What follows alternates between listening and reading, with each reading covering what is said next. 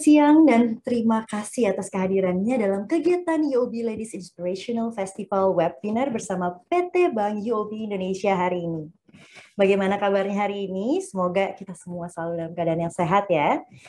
Sebelum kita mulai acara pada siang hari ini, berikut ada beberapa aturan juga panduan yang akan diterapkan selama acara ini berlangsung. Hal ini untuk memastikan acara berlangsung dengan lancar. Mic dan sharing screen seluruh partisipan akan dinonaktifkan selama acara berjalan dan hanya dapat diaktifkan atas kontrol host dan co-host. Sesi ini akan kami rekam untuk kebutuhan dokumentasi.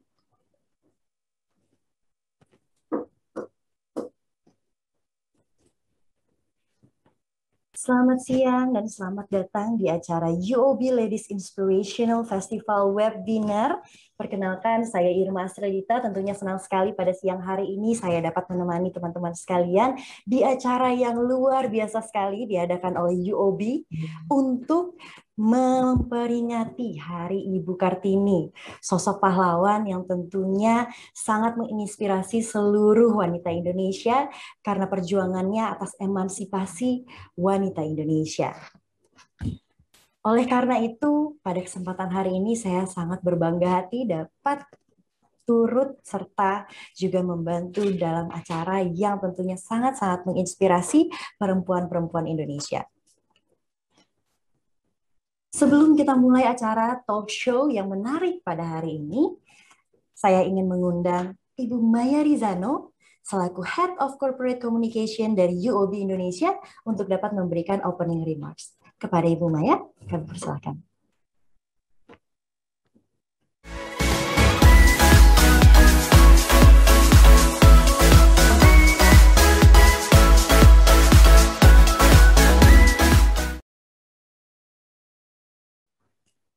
Ya, selamat siang Ibu dan Bapak yang kami hormati. Selamat datang di acara UOB Ladies Inspiration Festival. Perkenalkan saya Maya Rizano, Head of Corporate Communications Indonesia. Senang sekali dapat menyapa seluruh hadirin, terutama para perempuan-perempuan hebat Indonesia. Semoga kita semua selalu dalam keadaan yang sehat, berkarya terus, berbahagia selalu, dan sejahtera.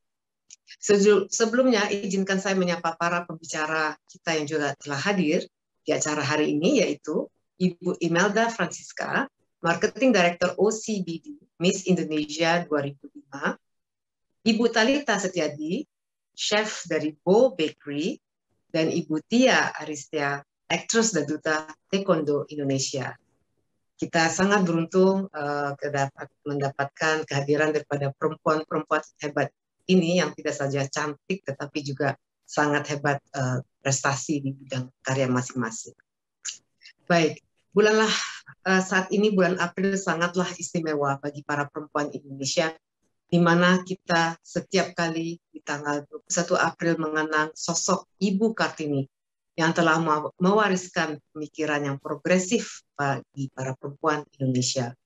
Cahaya pemikiran, semangat, dan petuah bijak beliau tak lekang oleh waktu, bahkan terus menginspirasi para perempuan lintas generasi. Setiap dari kita, para perempuan, memiliki suatu fase kehidupan untuk terus maju, menyongsong masa depan. Hormat dan apresiasi saya setinggi-tingginya kepada perempuan-perempuan hebat Indonesia dalam berkiprah, menjaga, dan membangun diri, keluarga, masyarakat, bangsa, dan negara. Karena itu, dalam mendukung semangat tersebut, kami hadirkan UOB Ladies Inspiration Festival agar seluruh perempuan Indonesia dapat saling menginspirasi dan mendukung dalam mencapai cita-cita yang tinggi. Sebagai bagian dari UOB Group di Indonesia, kami memberikan layanan konsultasi kesejahteraan finansial terbaik, termasuk kepada para nasabah perempuan, tidak saja dalam membantu mengembangkan portofolio keuangan mereka, namun juga melindungi aset mereka dari risiko yang dapat terjadi. Melalui UOB Ladies Account, para perempuan Indonesia dapat meningkatkan kesejahteraan finansial sekaligus memperoleh perlindungan asuransi jika menderita penyakit kanker dalam kondisi kritis. UOB Ladies Account juga melengkapi UOB Ladies Card, produk kartu kredit andalan UOB yang didedikasikan bagi kaum perempuan di kawasan ASEAN dan dikhususkan untuk memenuhi kebutuhan dan prioritas gaya hidup mereka. Mewakili UOB Indonesia, saya mengucapkan terima kasih kepada semua pihak yang telah mendukung kami dalam kegiatan ini.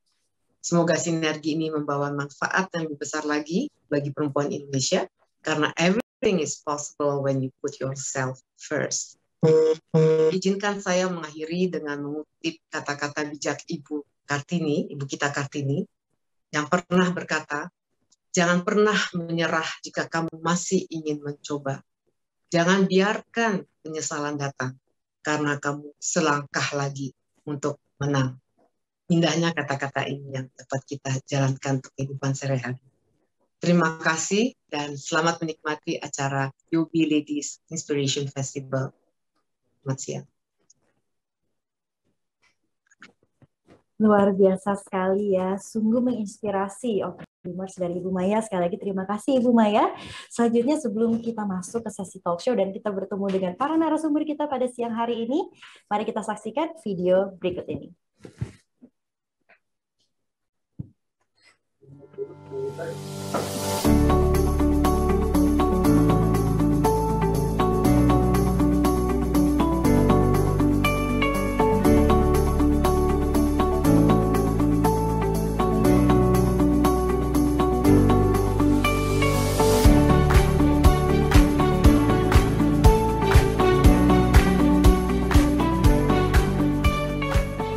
Because we are here to lend a helping hand in the pursuit of your dreams. From creating successful work to building wonderful, loving relationships. No matter what your goals are, it's time to gain more in everyday life.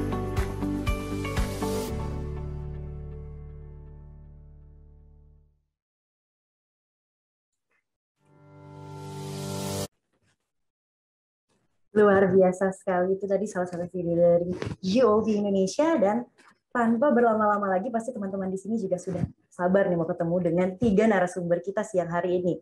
Untuk itu mari kita sambut bersama, ini dia 3 narasumber kita pada acara UOB Ladies Inspirational Festival Webinar.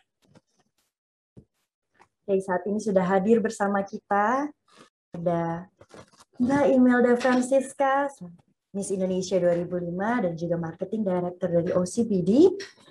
Lalu ada Mbak Thalita Setiadi, as chef and also founder of Bow Bakery, dan Mbak Tia Ariestia yang merupakan aktris dan juga duta taekwondo Indonesia. Luar biasa, ini merupakan 3 sosok Sri Kandi Indonesia yang menginspirasi perempuan-perempuan Indonesia. Nah, teman-teman sekalian, sebelum kita masuk ke sesi talk show-nya, saya ingin mengundang kembali Ibu Maya Rizano untuk dapat berfoto bersama dengan 3 narasumber kita pada siang hari ini. Oke, 1, 2, 3 boleh ya. Ini wanita-wanita yang super menginspirasi kita semua. Cantik-cantik sekali pada siang hari ini. Ada Mbak Imelda, Mbak Thalita, ada Bu Maya, ada Mbak Tia. Oke, mungkin boleh sekali lagi fotonya ya. 1, 2, 3. Wah, senyumnya sungguh indah gitu. Bikin weekend kita makin indah nih. Wah, ini kayak operator-operator di sini semuanya pada keresemet semua ngelihat senyum-senyum Ibu Mbak-mbak dan juga Bu Maya ya siang hari ini. Oke. Ya, terima kasih Bu Maya untuk kehadirannya dan opening remarks-nya pada siang hari ini. Selanjutnya kita akan masuk pada sesi pertama, yaitu Moms Can Do It All. Untuk itu saya ingin mengundang Mbak Imelda yang sudah hadir pada siang hari ini. Yang kita tahu bersama bahwa peran wanita dalam rumah tangga dan masyarakat itu telah berubah dalam beberapa tahun ini ya, dan masih menjadi isu yang krusial di in our society. Untuk itu saya ingin mengundang Mbak Imelda dan kita akan dengarkan bersama nih perspektif dari Mbak Imelda Francisca, Miss Indonesia 2005 dan juga Marketing Director OCBD. Selain itu Mbak Imelda juga merupakan penulis buku dan seorang ibu dari 3 anak.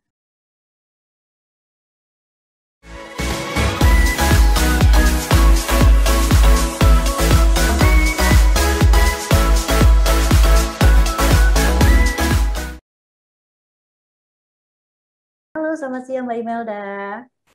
Hai, selamat siang. Luar biasa sekali. Aku baca backgroundnya Mbak Imelda, ini sungguh-sungguh menginspirasi ya. Selain jadi ibu rumah tangga, tapi Mbak Imelda juga sangat-sangat aktif gitu dengan kegiatan bisnisnya. Nah, mungkin daripada mendengar aku lama-lama berbicara di sini, Mbak Imelda bisa memperkenalkan diri dan juga mungkin menceritakan sedikit background dari Mbak Imelda biar teman-teman dari acara pada hari ini bisa kenal lebih jauh dengan Mbak Imelda. Oke, perkenalkan nama saya Imelda Francisca dan saya mengucapkan terima kasih sekali for this privilege. Saya bisa diundang di acara UOB Ladies Inspiration Festival. Terima kasih Bu Maya for creating this event, karena menurut saya penting sekali untuk kita perempuan saling bisa menginspirasi satu sama lain. Saya saat ini adalah yang pertama ibu dari 3 orang anak, 12 tahun, 8 tahun, yang kecil masih 10 bulan. Agak jauh ya bedanya. Nah, terus yang kedua aktivitas saya adalah I'm a marketing director of OCBD. OCBD adalah sebuah kawasan properti mixed use development di Kota Bogor, dan kami bergerak memang saat ini untuk landed house dan nanti ada entertainment hub dan juga ada business hub yang semua terkumpul menjadi one stop development 25 hectares di Kota Bogor. Jadi kalau main ke Bogor boleh mampir ke tempat saya di OCBD, One Central Business District Bogor. Wah, luar biasa sekali. Terdengar sangat sibuk nih Mbak Imelda ya, tapi aku dengar-dengar nih ya, walaupun dengan kesibukan yang luar biasa ini sehari-harinya, Mbak Imelda ini dikenal juga dengan sosok yang sangat antusias in parenting style. Nah, tapi mungkin boleh cerita sedikit nih Mbak, gimana sih sampai bisa ada di posisi ini gitu, bisa sampai menjadi seorang parenting enthusiast, tapi juga fokus dalam pekerjaannya. Mungkin bisa di-sharing sedikit di sini Mbak Imelda. Boleh Mbak Irma. Mungkin menjadi parenting enthusiast is by nature ya, karena punya anak 3 ya, mau nggak mau, I have to be enthusiastic about it and I have to learn about it. Okay. Karena saya punya tanggung jawab 3 anak gitu, dan maybe juga because my background itu dulu it's psychology gitu. Jadi saya memang suka sekali untuk mempelajari karakter orang, personality-nya, dan juga how we behave in society, terus juga long term-nya seperti apa. Nah, itu yang akhirnya saya jadi suka, dan mungkin terkadang sedikit eksperimen juga dengan anak-anak saya gitu. Dan ini mungkin ada fotonya, di sini ada my husband. Luckily I only have one.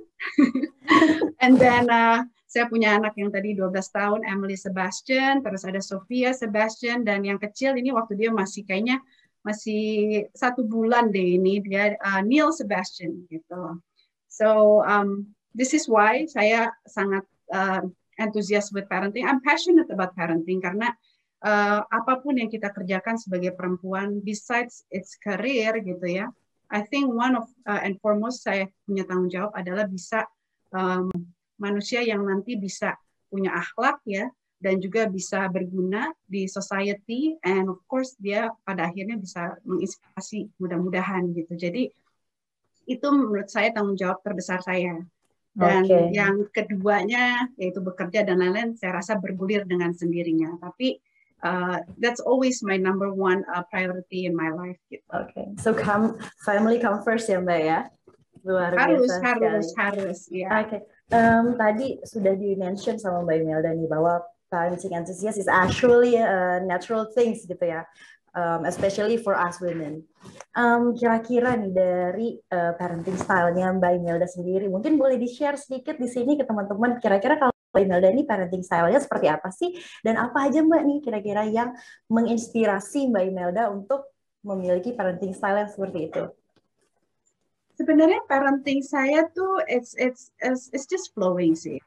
Basically yang penting adalah menurut saya di dalam sebuah keluarga or in a family, we just have to make our structure gitu. Jadi yang penting tuh anak-anak tahu struktur yang kita bangun yang ada di dalam keluarga, dan mereka itu juga mengenal adanya rutinitas gitu. Jadi those are things yang saya coba create di anak-anak saya gitu. Karena with structure and juga values yang saya tanamkan kepada mereka, hopefully itu yang mereka juga akhirnya contoh di dalam kehidupan mereka. So I think that's one foremost is my most important parenting style gitu. And then yang kedua ya atau ketiga ini, I would say it's about open communication gitu.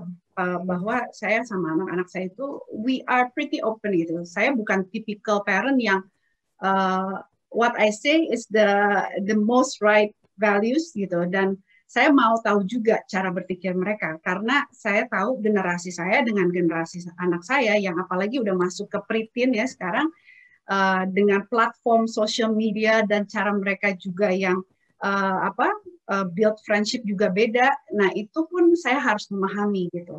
Tapi walaupun saya lihat banyak sekali perkembangan dan perubahan yang ada, saya selalu mengingatkan mereka a lot of things can change in this world gitu, dan juga world values itu selalu berubah. Apa yang mungkin dulu dianggap orang tabu, saat ini mungkin is acceptable gitu. Dan saya selalu mengingatkan mereka bahwa we have to have key principles atau values yang benar-benar tidak bisa berubah gitu. Karena kalau kita tidak memegang satu pegangan yang tidak berubah, saya rasa kita akan terbawa arus dan akhirnya tidak punya prinsip dalam hidup. Nah, itu yang saya tanamkan betul-betul dengan mereka. And then I always try to have fun ya sama mereka gitu. Karena di kantor sibuk gitu. And then saya sampai rumah itu, saya selalu coba, begitu saya masuk rumah, saya cut off semua hal yang menekan saya atau pressure yang mungkin dari pekerjaan, challenges and all that gitu. Saya coba taruh itu semua di luar rumah. Jadi begitu saya masuk rumah, I'm a mother gitu, dan mereka tidak tahu apa yang saya hadapi di luar, dan it's not fair kalau saya bawa apa pressure yang saya ada di luar dan saya limpahkan ke mereka. So I always create boundaries within myself di rumah. Saya selalu pikir bahwa I'm a mother gitu, jadi saya harus bisa I'm there for them secara hati dan juga pikiran gitu. Nah itu yang selalu saya ingatkan diri saya. I'm not perfect, kadang bisa aja gitu ya, tapi itu yang selalu saya pegang sih gitu saat ini. Okay.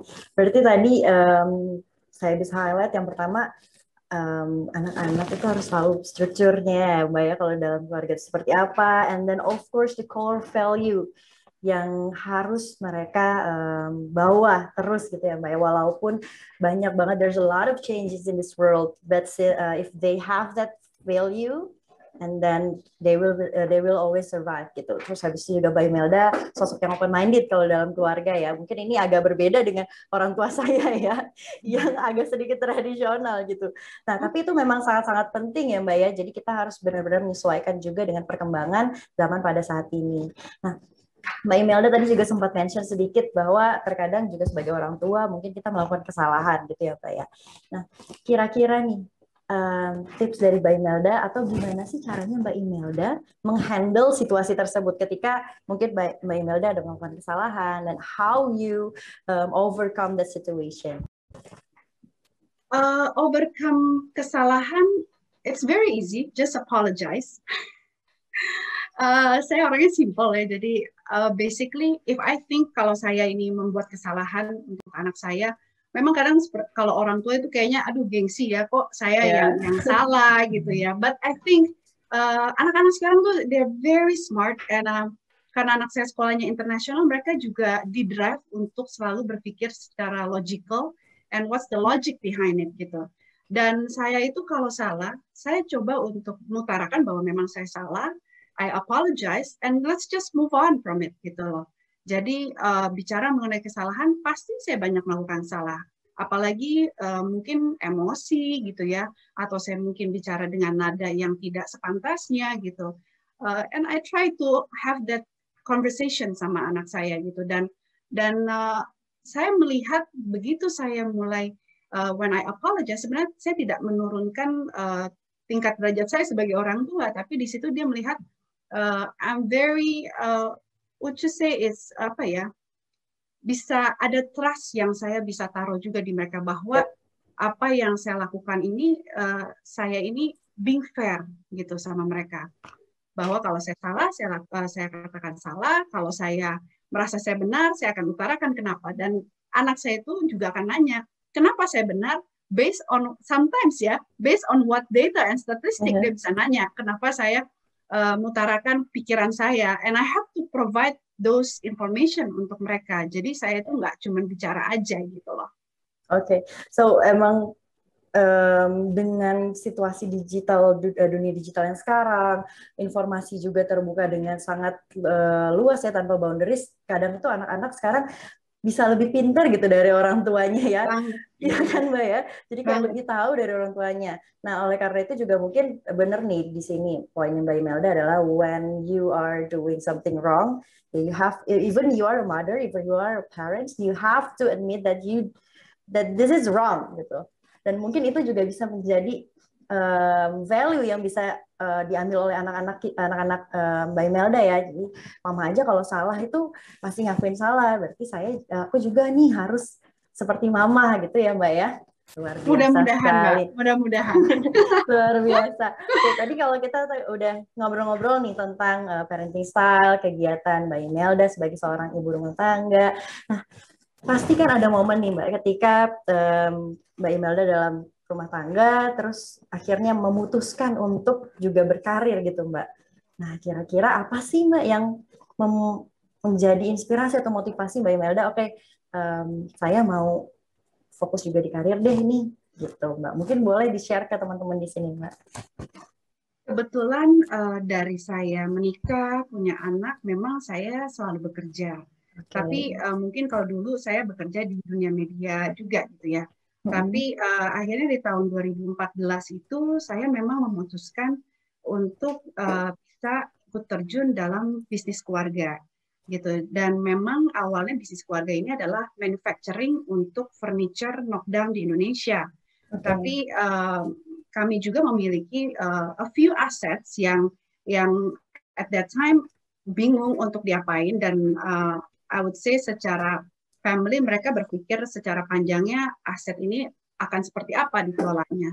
Dan bergulir dari pembicaraan dengan family business, akhirnya I decide to have the courage untuk memulai sebuah project yang cukup besar sebenarnya, 25 hektar, which is 2016 kita mulai desain proyek ini, dan it's very challenging karena saya harus merubah yang tadinya adalah lahan daripada pabrik kami manufacturing yang akhirnya pindah manufacturing pabriknya ini, dan saya harus convert ini secara perizinan dan lain-lain, dan saya harus merubah akhirnya yang saat ini menjadi mixed use development, dan sudah ada klaster perumahan dan sudah ada yang serah terima juga gitu dari perumahan tersebut.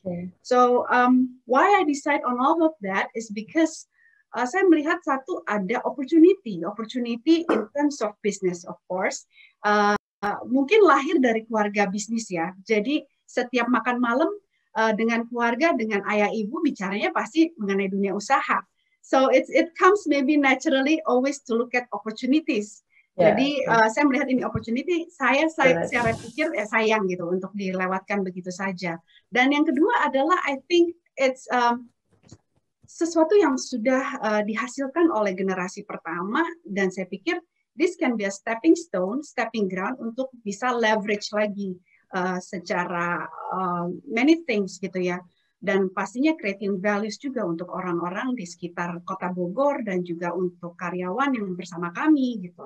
So those are the things yang akhirnya I decide untuk jump in ke dunia properti. Dan apa saat itu sih memang tahun 2016 properti sedang it's not going well, but I think timing yang tepat sekali untuk saya bisa terjun karena di situ saya do a lot of research, a lot of planning. Nah tahun 2018-19 itu baru kita mulai launching gitu.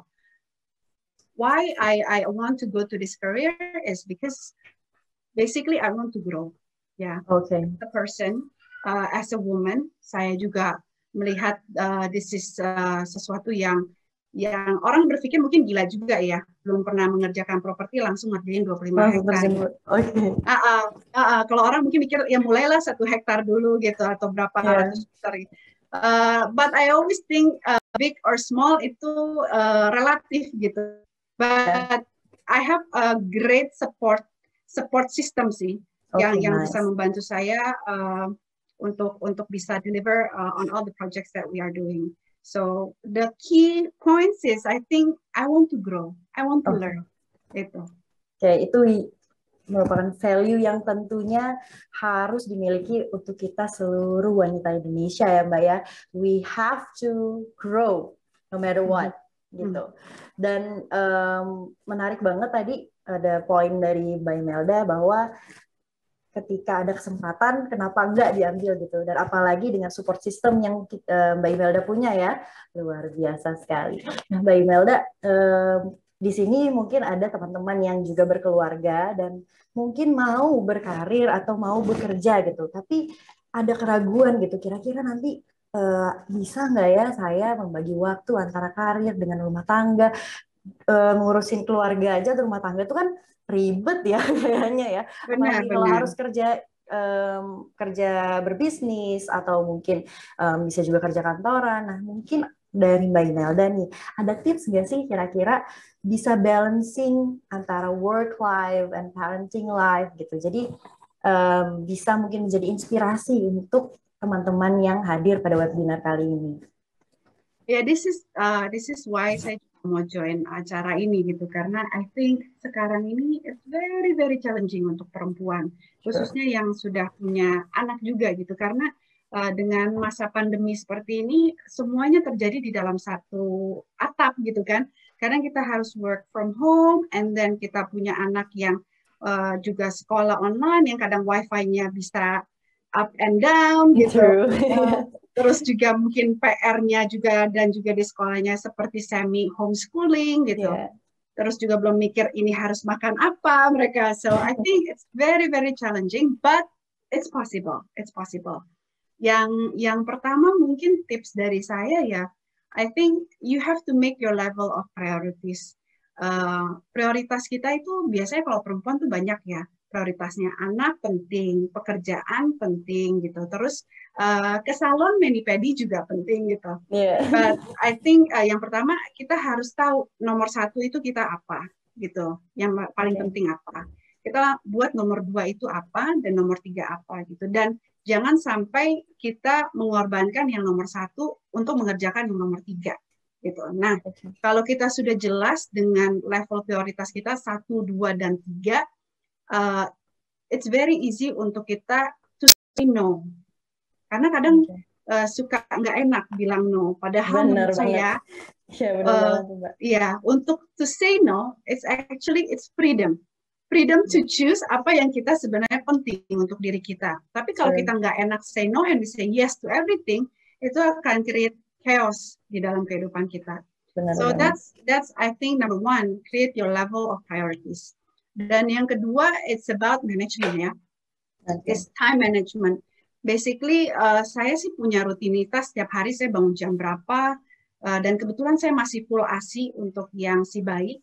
Jadi, so I have pumping rutin juga for my baby. And then saya juga pokoknya per hour-nya memang saya create routinity gitu, karena itu yang buat saya cukup bisa mengikuti alur setiap harinya.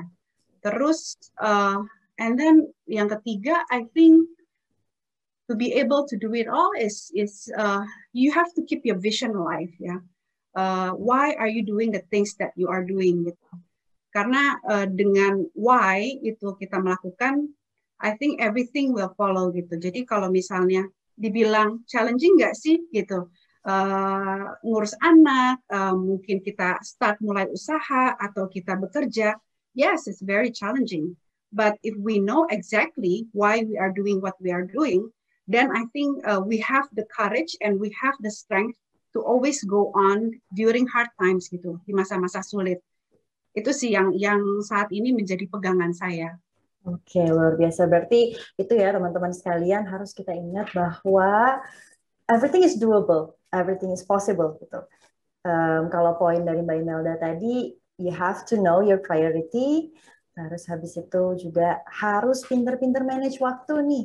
Karena kan nantinya pasti ketika kita bekerja ada kebiasaan-kebiasaan baru atau ada rutinitas baru yang harus kita tambahkan nih ke dalam kegiatan kita sehari-hari. Dan yang ketiga adalah keep your vision live. Oke. Nah, kalau tadi kita bicara tentang prioritas, kan Mbak Imelda sempat menyebutkan prioritas nomor 1, 2, dan 3 gitu. Kalau dari Mbak Imelda sendiri nih, prioritas nomor 1-nya apa sih, Mbak? Yang pertama, keep your priorities simple and short. Karena kalau kebanyakan prioritas, you don't have a priority. So I always keep my priorities simple and short. Ya, saya sih gampang ya, nomor 1 ya pasti Tuhan dan keluarga. Terus yang kedua adalah usaha saya. So basically those are the 2 yang prioritas untuk saya. So I always try to keep my energy to do the best that I can do di kedua bidang itu, karena dua-duanya penting buat saya. Karena yang pertama, anak dan keluarga sudah pasti penting gitu. Dan yang kedua, sebagai pemilik usaha dari OCBD ini, saya punya karyawan dan punya tanggung jawab yang harus saya, that we have to always survive and go on and thrive gitu. Itu sih. Jadi that's I think how I manage gitu. Dan mungkin tadi ya, menambahkan yang tadi, do one thing at a time. Karena kadang kalau ibu-ibu ya di pekerjaan mikirin anak, terus lagi ngurus anak mikirin pekerjaan. Ya, so I think kita harus bisa fokus ya. Jadi kalau lagi kerja ya kita beresin dan selesaikan dengan tuntas dan baik. Dan kalau sedang sama anak-anak, kita secara hati ada untuk mereka. Oke, nice. Berarti ketika kita melakukan sesuatu, entah itu pekerjaan di rumah tangga ataupun pekerjaan di kantor, we have to be really focused on that ya Mbak, at the time gitu. Jadi kita benar-benar bisa memberikan 100% of ourselves. Tadi kalau aku sempat mention sedikit tadi Mbak Imelda sempat ada mention, walaupun kegiatan kita padat gitu ya, walaupun banyak aktivitas baik di rumah tangga maupun pekerjaan dan bisnis, tapi Mbak Imelda selalu ngasih waktu untuk diri Mbak Imelda gitu, ke salon atau mungkin perawatan. Nah itu mungkin hal yang penting juga ya Mbak ya, kita harus kayak put ourselves first also gitu sebelum kita fokus di yang lain-lain. Jadi kayak we full ourselves first, baru mungkin kita bisa fokus ke yang lain ya Mbak. Ya benar loh Mbak, kita itu memang harus melakukan segala sesuatu dari kepenuhan kita, from our fullness. Jadi kalau kitanya kosong, kitanya nggak keisi, susah untuk kita bisa memberikan yang terbaik. So I think benar banget bahwa dari Yobi kan bilang bahwa we have to always think about ourselves first gitu ya. Bukan kesannya egois ya, tapi lebih kepada investing in ourselves gitu. Nice. Karena I think it's very very important. Yang pertama investing itu kalau buat saya ya me time itu jujur adalah olahraga gitu. Karena biasanya paling saya lari ya. Karena nggak bisa lari dari kenyataan, jadi saya lari. Larinya jogging aja Mbak ya? Jogging aja. So saya biasanya lari 3 kali seminggu. That's the time yang saya selalu komit untuk 3 kali seminggu saya olahraga. Dan saya juga sekarang banyak sekali aplikasi untuk bisa workout di rumah ya. Workout di rumah juga gitu kalau nggak keburu. Terus juga kalau untuk pikiran kita atau kalau khususnya kayak saya di dunia usaha dan juga informasi harus update terus, itu biasanya saya baca buku mungkin nggak bisa sesering dulu gitu. Jadi sekarang banyak sekali kan aplikasi yang bisa summarize buku dalam waktu 15 menit gitu. Jadi I get all the ideas from a lot of books karena itu membantu sekali dalam leadership mungkin ya. Dan juga informasi yang saya butuhkan khususnya mengenai digital marketing and all that gitu.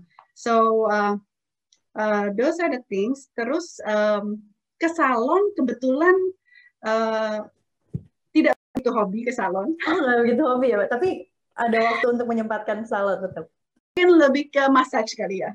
Oke, massage. Tapi emang massage jauh lebih enak sih biasanya daripada nyalon. Ya, jadi dan sekarang massage juga biasanya kan saya panggil ke rumah yang sudah kenal ya, yang estate gitu. So it's doable. Biasanya malam-malam waktu anak-anak udah mulai downtime, udah tidur ya saya bisa panggil gitu. Oke, nice. Nah, itu kan tadi beberapa poin dari Mbak Imelda ya. Apa aja sih yang Mbak Imelda lakukan to put yourself first gitu. Kira-kira Mbak, kalau seandainya nih wanita-wanita Indonesia atau kita-kita nih tidak menempatkan diri kita sebagai prioritas juga gitu, not put ourselves first itu, kalau dari perspektif Mbak Imelda, ada dampaknya nggak sih Mbak nantinya dengan kegiatan kita sehari-hari? I think impact-nya itu lebih ke akhirnya ke level of confidence kita ya. Karena menurut saya how committed we are with ourselves itu akan atau seberapa komitnya kita dalam to let ourselves grow itu akan impact dengan orang-orang di sekitar kita.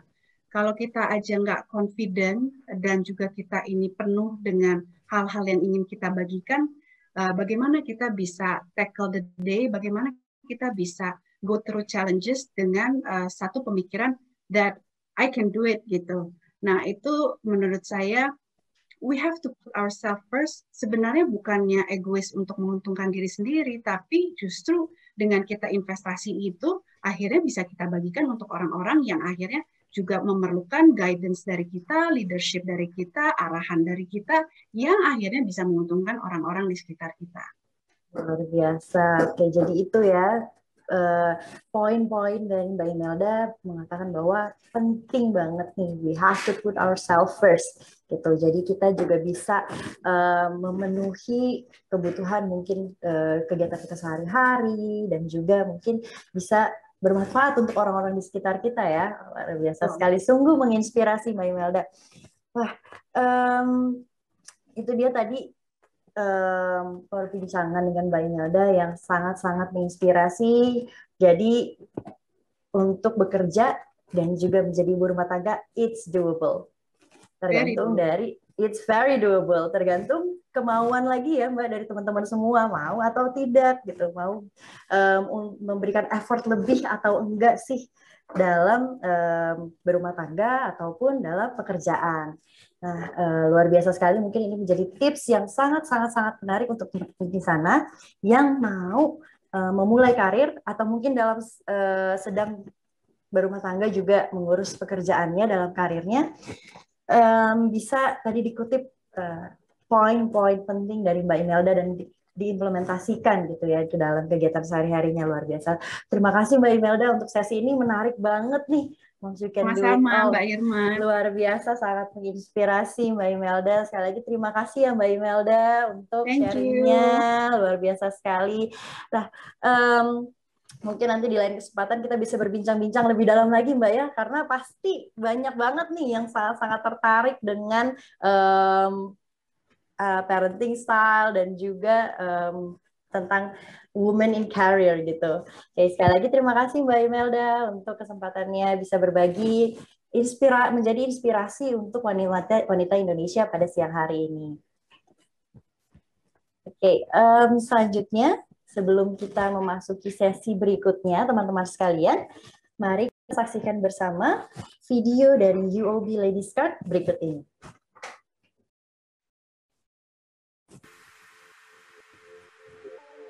I'm proud of the lady I am.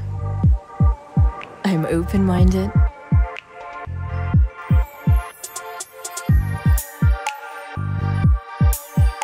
I'm smart. I'm creative. I make things happen. I go for it.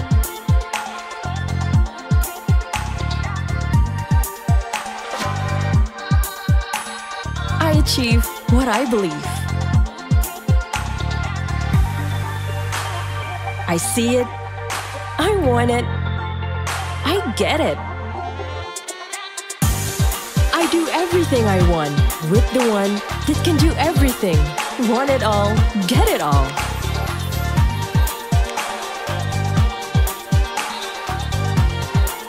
UOB Ladies Card. Men don't get it. Oke, teman-teman semua, tadi kita sudah berbincang tentang Moms Can Do It All di sesi pertama dengan Mbak Imelda. Selanjutnya kita akan bahas yang gak kalah menarik dan tentunya juga sangat seru topiknya di sesi kedua ini, yaitu Inspiring Women Through Food. Nah, ini mungkin untuk teman-teman di luar sana yang bekerja di dunia food and beverage atau mungkin ingin tahu tentang bisnis food and beverage, sesi ini tuh akan menjadi sangat menarik untuk teman-teman sekalian karena kita sudah menghadirkan sosok wanita inspirational in food and beverage industry. Karena seperti yang kita tahu bahwa makanan itu nggak cuma penting untuk kesehatan ya, tapi makanan itu juga bisa menjadi inspirasi loh, untuk kegiatan kita sehari-hari, bahkan bisa mengubah hidup orang-orang di luar sana. Kali ini kita akan mendengarkan perspektif menarik dari seorang chef dan juga founder Bo Bakery, yaitu Mbak Thalita Setiadi. Nah, tanpa berlama-lama lagi, kita sambut dulu pembicara kita pada siang hari ini, Mbak Thalita Setiadi.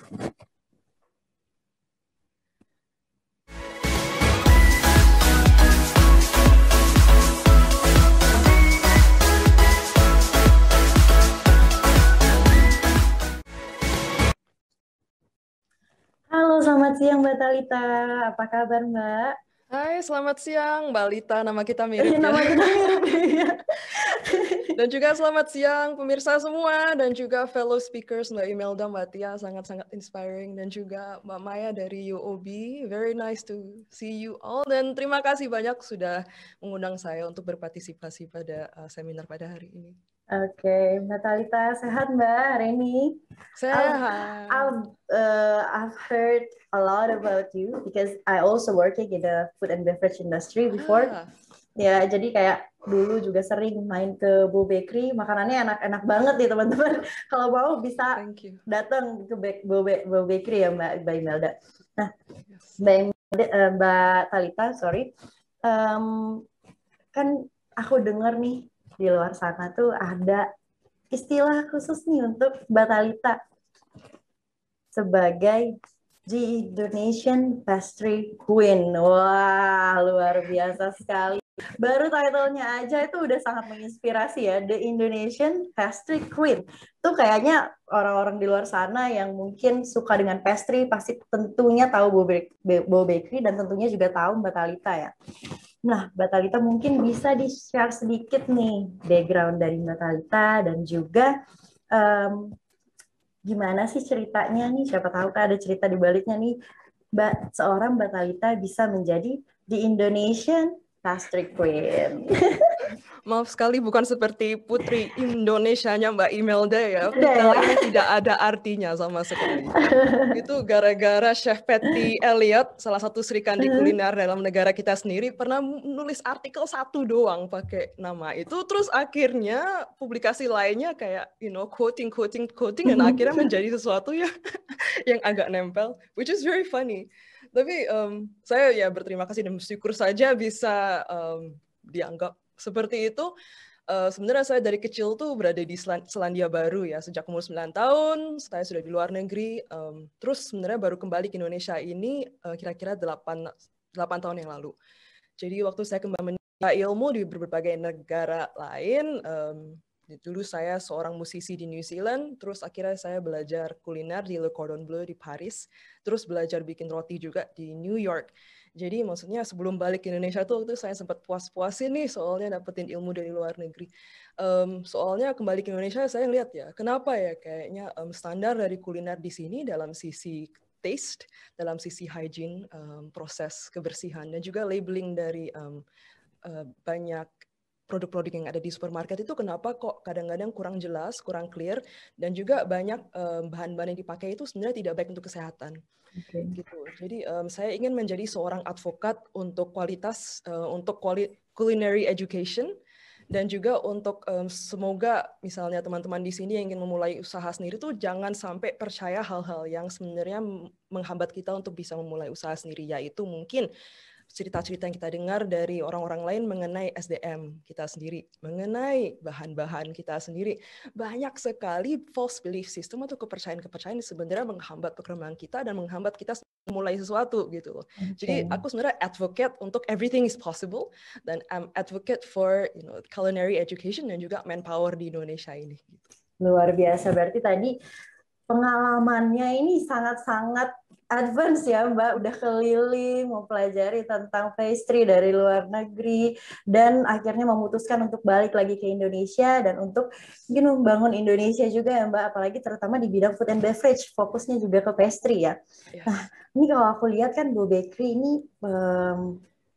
you kind of have a special value gitu dari Bo Bakery. Saya juga sempat baca dan mendengar di beberapa interview bahwa Mbak Thalita menyatakan what Bo is trying to achieve is more in line with art, creation, and innovation. Nah, mungkin boleh cerita sedikit nih Mbak, kira-kira apa sih background-nya atau latar belakangnya dari statement Mbak Thalita tadi tentang Bo Bakery? Oke, jadi saya sempat bilang tadi saya sebenarnya seorang musisi gitu loh. S1 saya dalam bidang musik, jadi saya sebenarnya seorang seniman. Seni woman in my heart gitu. Jadi sebenarnya I want to do something that sparks my joy, that makes me happy, dan bikin aku tuh merasa bisa bikin kayak ciri khasnya Thalita itu ini loh, ini sisi pandangnya Thalita itu gini loh. Yang saya percaya itu begini loh. Jadi sebenarnya membuat suatu bisnis itu sama saja seperti kita membuat suatu lagu, sama saja seperti kita memperformance sesuatu gitu. Apa sih yang kita ingin sampaikan? The business is actually just a vehicle. Kebanyakan orang berpikir, oh punya usaha itu mungkin untuk membuat duit saja atau mencari duit saja. Tentu saja itu part of it. Tapi saya ngelihat suatu bisnis itu adalah suatu vehicle untuk achieve a greater vision, achieve a greater mission, and also communicate who I am and what I believe in. Maka itu sisi-sisi advokasi tadi, sisi-sisi aktivisme lain tadi yang saya sudah bilangkan, dan juga sisi-sisi yang kayak membuka sudut pandang dari banyak orang itu sebenarnya bisa kita lakukan dari kita praktek sebuah bisnis dengan cara yang kita inginkan. Jadi for me it's about creativity. That is jadi kita bebas bikin produk, bebas buat usaha, bebas bikin culture, bebas bikin perusahaan. Actually this world you can be whatever you want. You are an artist gitu. Oh, nice, very nice. Jadi sebenarnya memang background-nya musisi ya. That's why the core value that you have for Bo and also for all your work is that again to art. Yes. So when we talk about arts, there's no boundaries ya, benar. Jadi kayak art is actually a freedom where you can do everything you want, as creative as you want. Mau di dalam bidang musik ataupun bahkan kayak Mbak Thalita nih ya di bidang pastry, we can also put art on that field. Benar sekali Mbak Lita, apalagi kan kayaknya the profession of a chef itu mungkin kurang dianggap sebagai sebuah seni. Mungkin sudah seperti itu di luar negeri, for example di Prancis. Ada kompetisi tiap tahun namanya Meilleur Ouvrier de France, di mana mereka emang menghargai kayak seniman-seniman kuliner di sana gitu kan.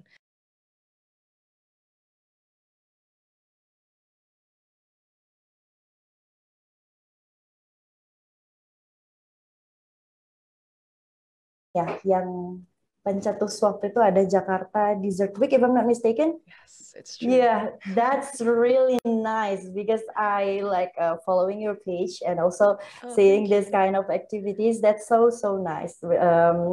One of my previous job also, we are kind of joining with the Jakarta Dessert Week, and this is very nice. Yeah. Thank you. Nah,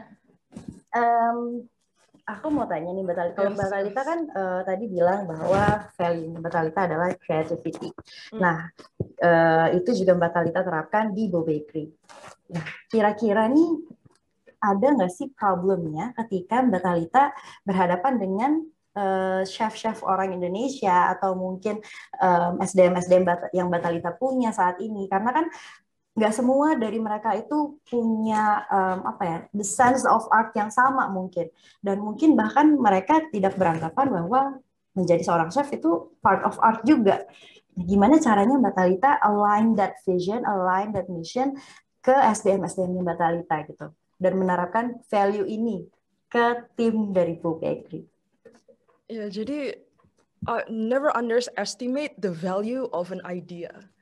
Gitu loh. Jadi ingat Dominic Ansel tahun 2013, tahun 2014 tuh sempat ngehits banget dengan ciptaan dia adalah sebuah cronut, which is just a croissant bentuknya donat terus digoreng gitu. Yeah. Like, it's literally like such a genius idea. Dan how did that come about? It's because he allows himself to be creative untuk nyoba-nyoba. Semua yang kita pelajari di sekolah, we should only use it as some sort of baseline atau guideline, di mana kita bisa belajar fundamentalsnya, terus mengkreasikan lagi untuk menjadi sesuatu yang baru.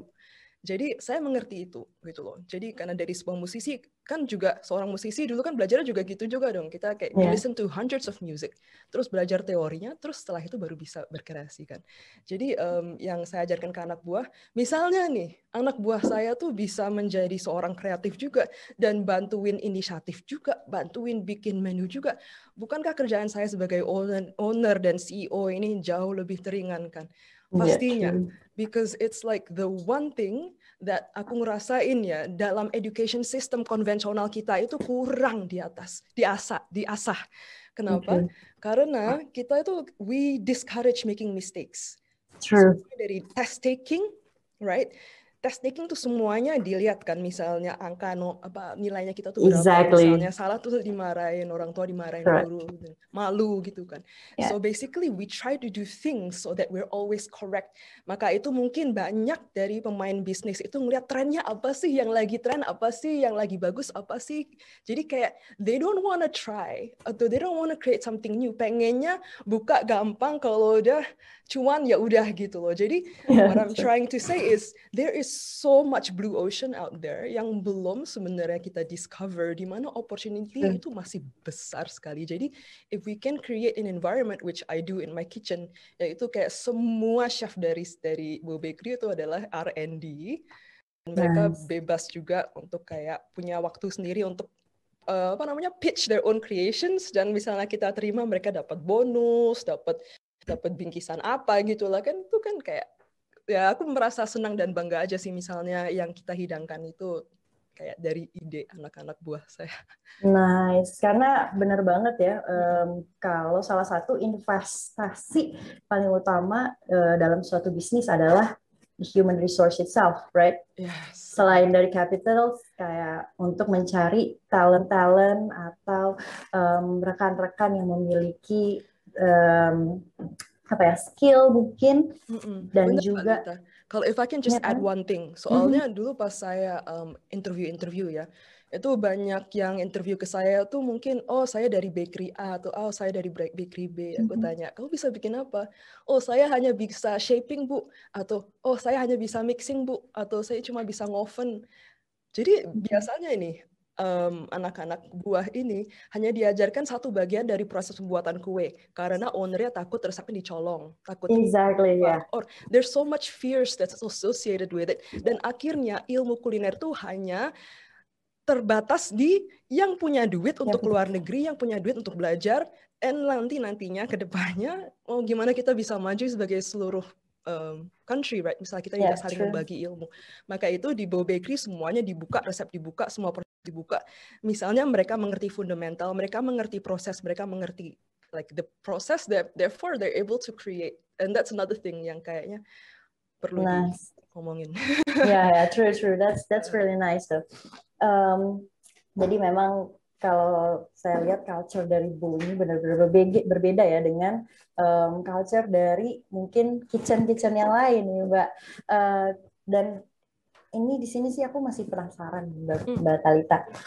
Kenapa sih dari background musik bisa beralih, ini agak cukup jauh ya, dari musik beralihnya ke food and beverage gitu. Mungkin bisa diceritakan sedikit atau mungkin bisa di-sharing sedikit lagi nih Mbak dengan teman-teman semua di sini. Ya, so actually itu hanya perjalanan hidup aja kan. Dan sebenarnya perjalanan hidup itu nggak ada yang salah, nggak ada yang benar. Semua filosofi that I have today mengenai bagaimana saya menjalankan usaha saya ini dalam bisnis kuliner, itu semuanya actually terbentuk di waktu saya adolescent dan waktu saya kuliah musik juga. Bagaimana sih cara berkreasi, bagaimana sih cara berekspresi, bagaimana sih cara membuat sesuatu tuh di mana kita mengajak chef-chef atau teman-teman untuk berkolaborasi bersama.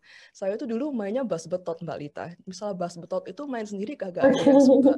Suaranya juga nggak enak kan. Makanya kayak gimana ya kita bisa kayak mengajak teman-teman untuk ayo kita bersama. Karena aku tahu aku sendiri kurang baik dan tidak bisa efektif gitu.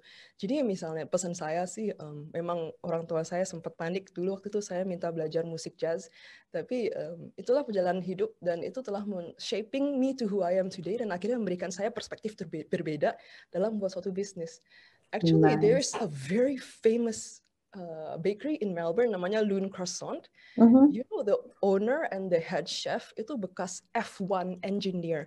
So she is an engineer. Jadi dia bikin croissantnya itu sangat cantik banget, kayak proporsinya, bentuknya, kayak level honeycomb-nya di dalamnya ya. Perfect. And this is because she is like an engineer. So I think kayaknya misalnya nanti aku punya anak, aku akan biaskan mereka untuk sebenarnya mereka panggilannya apa, ketariknya kemana, biar kayak mereka tuh makin terdevelop gitu sebagai seorang individu. True. Jadi benar-benar kita harus menaruh effort dan juga hati sepenuhnya ya Mbak terhadap baik itu pekerjaan ataupun kegiatan-kegiatan kita setiap harinya gitu. Kayak mungkin Mbak Thalita walaupun di dunia pastry tapi juga punya background musik dan itu di-combine jadi sesuatu yang sungguh sangat menarik gitu Mbak. Karena nggak semua orang bisa melakukan itu gitu. Dan dengan value juga yang dimiliki oleh Bow Bakery, kira-kira aku mau tanya sedikit nih dari Mbak Thalita, emang sebelumnya pernah bekerja di kitchen juga kah? Atau pernah? Nah mungkin bisa di-sharing sedikit Mbak, sama nggak nih dari yang pengalamannya Mbak Thalita mungkin, atau mungkin Mbak Thalita terinspirasi gitu dari pekerjaan Mbak Thalita sebelumnya di sebuah kitchen, makanya menerapkan value yang ada di sini sekarang di Bow Bakery. Jadi kan I went to culinary school. Jadi di culinary school tuh kita dapat resep, kita diperlihatkan cara prakteknya, terus setelah itu kita praktek beneran di dapur bersama chef kan. Jadi kita hanya bikin satu kue gitu. Satu kue, terus kita belajar bikin satu kue. Tapi terus akhirnya masuk terjun ke internship saya di sebuah kayak hotel besar di Paris waktu itu namanya Phuket Barrier, di mana dapurnya itu besar sekali dan ada di bawah tanah dan benar-benar kayak you feel so sealed from the outside world. Kita masuk kerja itu sebelum matahari terbit, kembali pulang setelah matahari terbenam, benar-benar nggak ngelihat any kind of light of day. Terus kayaknya kerjaannya tuh juga sangat-sangat berat dan aku juga emang I did learn a few things like how to make things in big quantity dan things like that. Tapi aku ngelihat, wow, aku merasa kayak tempat environment kerjanya itu sangat tidak kondusif untuk saya tuh bisa berkontribusi sebagai seorang kreatif. I'm a creative person, tapi aku merasa aku di treatment sebagai seorang robot. Tidak ditanyakan, tidak diasah. Only taking orders ya. Exactly. Aku suruh kayak ngupas. I understand. Like a lot of this is like internship. Tapi walaupun internship pun kan kita bisa memberikan ilmu kan, nggak cuma kayak bersihin kulkas, kolda, nyuci freezer, kayak motong buah tiap hari. Dan nggak cuma itu juga, terus sebagai seorang wanita pernah dilecehkan juga dan sebagai seorang asal juga dipandang sebelah mata dan diperlakukan dengan tidak sopan. Dan aku juga sempat komplain ke HRD, mereka juga kayak ngeliatin aku kayak, what are you saying? Emang that's the way it is? You know, this is the kitchen. Emang, terus dia dikirain kayak kita tidak punya nyali yang cukup atau gimana. Like, you know, you see the viral video, right, Mbak Lita, about like Gordon Ramsay teriak-teriak, lempar-lempar piring. That is masih seperti itu, man. Really? Yes, so there's a lot of dapur itu yang seperti itu. Jadi aku ngeliat, wow, aku sempat balik ke Indonesia setelah selesai internship itu. Actually supposed to be for 2 months. Aku selesai dalam cuma 2 minggu karena nggak tahan. I feel like a failure sebagai seorang chef. Kayak oh my god, gue udah belajar segini banyak, terus akhirnya aku nggak bisa praktek sebagai chef. I'm a failure. Tapi terus aku berpikir, actually misalnya nih, aku punya bakery impian aku, itu menunya seperti apa? Misalnya nih, aku punya bakery impian aku, culture-nya seperti apa ya? Kayaknya visi misinya seperti apa? Terus aku kayak mulai berangan-angan, mulai dreaming, dan aku pikir, kayaknya ada nggak sih bakery seperti ini di dunia atau di Indonesia? Kayaknya belum ya. Belum Dan aku kan unik, dan aku punya perspektif berbeda. Ya Yeah. nggak ada pilihan, ya udah bikin sendiri. So at the end it's a blessing lah. Yeah. It's a blessing. Okay, that's very nice. So berangkat dari pengalaman dan akhirnya justru belajar dari pengalaman itu ya Mbak Thalita ya, bahwa Yeah, exactly. Di dalam kitchen itu harusnya tidak seperti itu, apalagi dalam masa internship ya, yang harusnya justru di masa-masa internship itu seorang mahasiswa bisa lebih terinspirasi gitu untuk berkembang. Ini malah justru jadi kayak terbebani ya Mbak Thalita. Berarti ini benar banget Mbak Thalita udah Mbak Thalita put yourself first gitu di sini, dengan ayo memutuskan saya harus keluar dan udah saya maunya bikinnya usaha yang seperti ini, kitchen itu baiknya culture-nya justru harusnya seperti ini. That's very nice and very inspiring though. Cool. Dan Thank you. Aku mau tanya Mbak Thalita, kan tadi udah cerita gitu juga tentang pengalaman Mbak Thalita sebelumnya. Nah di sini kan aku dapat ya tadi garis merahnya bahwa Mbak Thalita itu menempatkan diri Mbak Thalita first gitu, as a priority. Nah kira-kira ada lagi nggak sih Mbak cerita-cerita lain itu yang Mbak Thalita menempatkan yourself as the priority? Itu mungkin nggak cuma di bidang karir atau di hal yang lain. Mungkin bisa di-sharing ke teman-teman di sini. Jadi teman-teman juga bisa terinspirasi untuk put yourself first. It's interesting. Soalnya again, dulu aku pas mulai bisnis ini ya, sebenarnya dulu kan baru balik Indonesia, tidak tahu siapa-siapa, mungkin kurang begitu dianggap, tapi terus punya kayak dream besar, kayak pengen dikenali, pengen sukses, dan lain-lainnya. Jadi waktu itu actually I felt a lot of pressure gitu, dan keinginan untuk berkembang pesat itu agak aku tuh merasa kayak I wanted kayak pengen dilihat, pengen di acknowledge sama orang, dan akhirnya misalnya ada mistake, again like ini udah perjalanan ya, ini udah tahun ke-7, jadi aku sempat I experienced some very very tough moments in building my business, dimana 2 tahun pertama itu sempat depresi dan sempat kayak anxiety attack, bisa kayak bangun tengah malam terus kayak berkeringat dingin. That's so sad. And like worrying about everything. Soalnya misalnya ada customer complain atau ada apa, something goes wrong, mungkin salah satu anak buah keluar, itu I blame myself over and over and over. Terus aku pikir sempat waktu itu I wanted to be successful so bad. I remember thinking to myself on the way home, sudah malam, larut malam sekali, lagi mau di dalam mobil untuk pulang, aku pikir, am I happy? Sebenarnya enggak. Am I healthy? Enggak juga, mah terus tiap hari. Asam lambung ya, Mbak. Ya, terus kayak, tapi terus aku pikir, like this fire inside of me wanting to succeed, I was like, I don't care if I'm unhappy, I just want to be successful. Dan aku tuh ingat itu sekali gitu loh. Kalau aku sampai segitunya dulu tuh mengejar suatu kesuksesan. Dan tapi ya, again, everything happens for a reason, dan Tuhan menunjukkan jalannya di mana aku sampai harus menutup 2 itu. Karena memang I was not balanced, I was not happy, I did not put myself first, ya kan? I put trying to make something of myself first, trying to prove something to someone first, trying to look like I'm successful, look like I'm happy in social media, look like I am the best and this young prodigy on the media. Tapi sebenarnya inside I was so sad, so sad gitu. Jadi buka toko pertama aja tuh gak happy loh. Aku pikir this is my dream kan. Like, itu kayak gak bisa tidur, keringat dingin, dan stres. Itu benar-benar there's no joy. Jadi after I stop and think back, like what makes me happy sih gitu loh, kayak aku kehilangan sisi seniman aku kehilangan sisi fun aku sebenarnya dulu ceria dan lucu loh, kok sekarang judes dan semua anak buah takut akan aku gitu. Jadi and then I worked on myself. I learned meditation. Aku dalami benar-benar sampai akhirnya aku pun tersertifikasi untuk menjadi meditation instructor. Nice. Aku belajar mengatur energi diriku untuk biar lebih sehat, mengatur pola makan, ikut meditation retreat, baca-baca buku spiritual, mengerti purpose, mempertanyakan diri sendiri, why am I alive? Why am I here? All these fundamental things I took some time to think about. Terus, what is my purpose? What makes me happy? Small things like that yang kebanyakan mungkin females, especially with so much expectations and responsibility, to forget what makes me happy. Ya nggak sih? Itu kayak aku terharu banget sih kalau ngomong tentang itu, soalnya kayak I went through it. Jadi itulah, like putting myself first is like ingat what makes me happy. Aduh, terharu.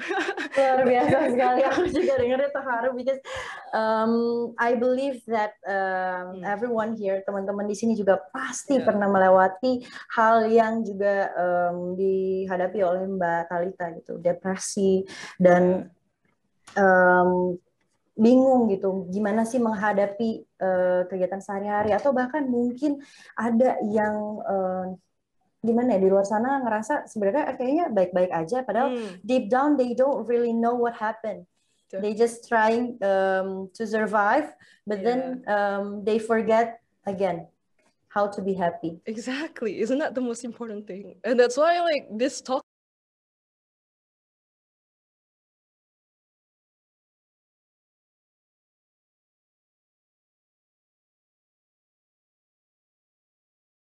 bensin kita tinggi dan kita bisa lebih berbagi untuk orang lain. I truly believe that. So putting myself first is making sure I'm happy. Jadi nanya diri sendiri, hai, hari ini lagi gimana, like being kind to myself more. Nice, very nice, it's very inspiring. Terima kasih sekali Mbak Talitha udah mau sharing pengalamannya, cerita hidupnya, perjalanannya, bisa bertahan sampai saat ini, dan mungkin ini juga bisa menginspirasi tentunya pasti ya wanita-wanita di luar sana bahwa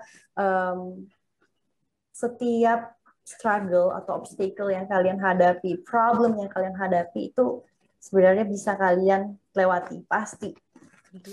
Tentunya pasti. Apalagi when you can put yourself first and be happy first. Yes. That's the most important thing, right? Atau mungkin Mbak Talitha ada pesan-pesan sedikit di sini untuk teman-teman sebelum kita menutup sesi yang kedua ini, Mbak? Waduh, pesan apa ya? Pokoknya semua dari kita ini punya perspektif yang berbeda, perspektif yang unik, dan perjalanan hidup kita ini, semua yang kita pelajari dari hidup kita ini, the ups and the downs, we have a message that we need to share with everyone around us. And this is my message. This is my message di mana kayak, hey, you know, anything's possible, like that you are special, that you have a different perspective, and you have something that you can contribute. Dan satu orang di sana itu dengar story lu tuh bakal merasa terinspirasi loh. Kalian udah cerita belum diri sendiri itu, perjalanan kalian apa sih, yang kalian pelajari apa sih, yang observasiin itu apa sih? Like it's so important. Jadi jangan kita merasa kecil hati atau merasa minder gitu. Like every single one of us have a story. Dan misalnya kita gunakan usaha itu untuk tell the story, itu pasti top chair dan pasti kayak punya efek yang berbeda oleh konsumen juga, karena mereka tahu kayak ini loh kayak the heart goes into this. True. Yeah. Nice, luar biasa, sangat-sangat menginspirasi. Aku dapat banyak banget insight dari Mbak Talitha juga. Oh my God, no, we are all of us yang nonton pasti really proud of Mbak Talitha right now. You know, like you can overcome everything that you know, like menahan Mbak Talitha gitu sebelumnya, tapi you break the shell and then you prove to yourself and to everyone that you can do it. Sekali lagi terima kasih Mbak Talitha sudah berbagi cerita yang luar biasa sekali pada siang hari ini. Dan awesome. Thank you for having me, Mbak Lita. Iya, sama-sama. Nanti kita semoga bisa sharing-sharing lagi ya selanjutnya dengan Mbak Thalita mungkin lebih detailnya. Dengan Oke. senang hati, thank you. Oke, terima kasih Mbak Thalita. Teman-teman sekalian, luar biasa itu tadi kita udah menjalankan 2 sesi ya, dua-duanya sangat-sangat inspiring. Dari sesi pertama bersama Mbak Imelda, lalu sesi kedua bersama Mbak Thalita. Nah, selanjutnya kita akan masuk ke sesi ketiga nih. Tapi sebelum kita lanjut dan kita mendengarkan cerita-cerita dari narasumber kita yang ketiga, mari kita saksikan bersama video berikut ini.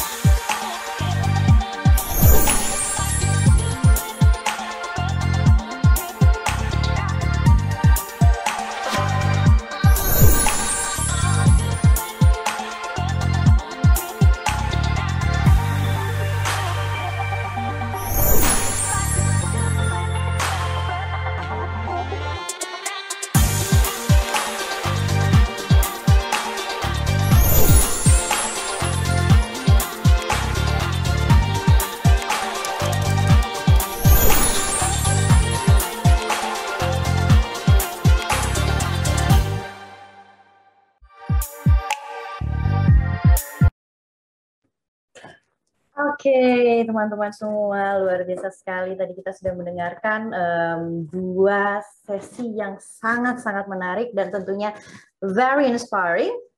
Sekarang kita masuk sesi yang ketiga nih. Kalau tadi kita udah bicara tentang makanan, food and beverage industry, selanjutnya kita akan bahas tentang rediscovering yourself through exercise. Tadi kalau udah makan, sekarang lanjut workout dulu nih, biar kita juga keep the balance, tetap sehat ya. Oke, kita akan mendengarkan sesi fitness talk show. Nah, karena menurut saya olahraga, workout tuh hal yang sangat penting gitu. Walaupun ya kadang saya juga suka skip olahraga gitu karena aktivitas yang begitu banyak ya. Nah, tapi olahraga itu teman-teman semua bisa selain bermanfaat untuk kesehatan kita, juga bisa memperbaiki suasana hati kita loh ternyata. Dan juga kadang-kadang nih banyak perempuan yang merasa terintimidasi karena terutama untuk di gym atau mungkin di olahraga-olahraga tertentu ya. Apalagi dalam situasi pandemi seperti ini, di mana kayak kita tidak bisa dengan leluasa untuk melakukan kegiatan olahraga gitu, terbatas dengan social distancing dan yang lain-lain. Kali ini kita akan bersama-sama dengarkan langsung dari salah satu wanita Sri Kandi Indonesia yang juga tentunya sangat menginspirasi, yaitu Mbak Tia Ariestia, aktris dan juga duta taekwondo Indonesia. Tanpa berlama-lama lagi, mari kita sambut dan kita lihat profil Mbak Tia berikut ini.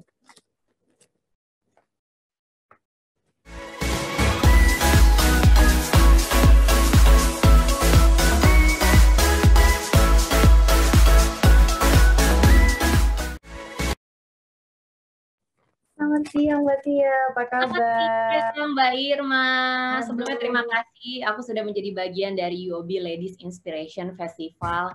Tadi seru banget udah dengar ceritanya Mbak Imelda, di awal itu sangat menginspirasi sebagai seorang ibu dan juga businesswoman yang hebat banget. True. Terus juga tadi ada Mbak Thalita itu belajar di mana sampai akhirnya membuat sesuatu yang membanggakan di Indonesia. Aku bangga banget.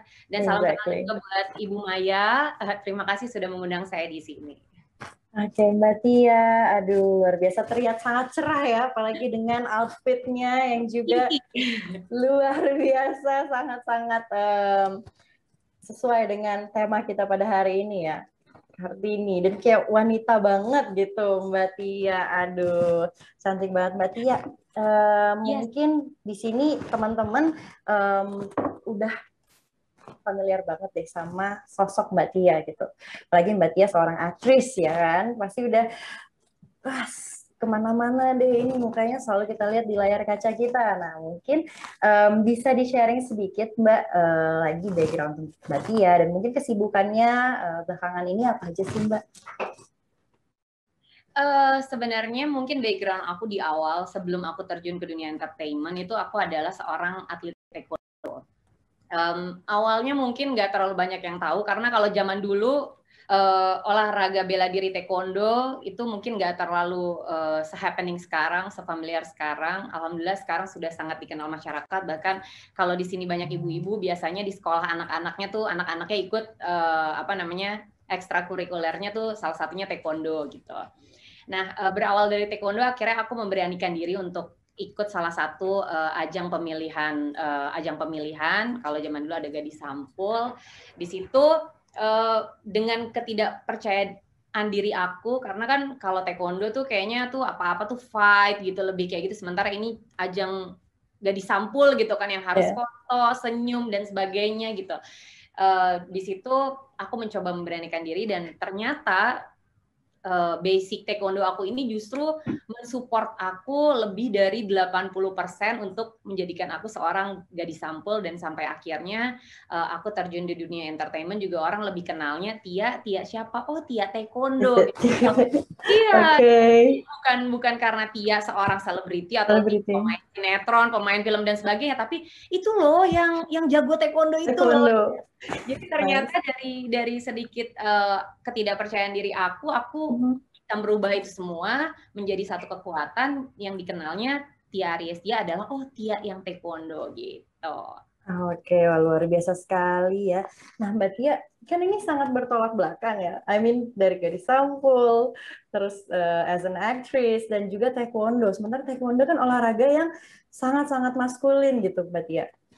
Bahkan ya kan, sangat-sangat maskulin. Jadi kayak terkadang tuh kalau seandainya kita melihat seorang wanita yang fokus dengan kegiatan olahraga bela diri, martial arts atau taekwondo, pasti langsung perspektifnya kayak, oh ini orangnya pasti tomboy nih gitu ya.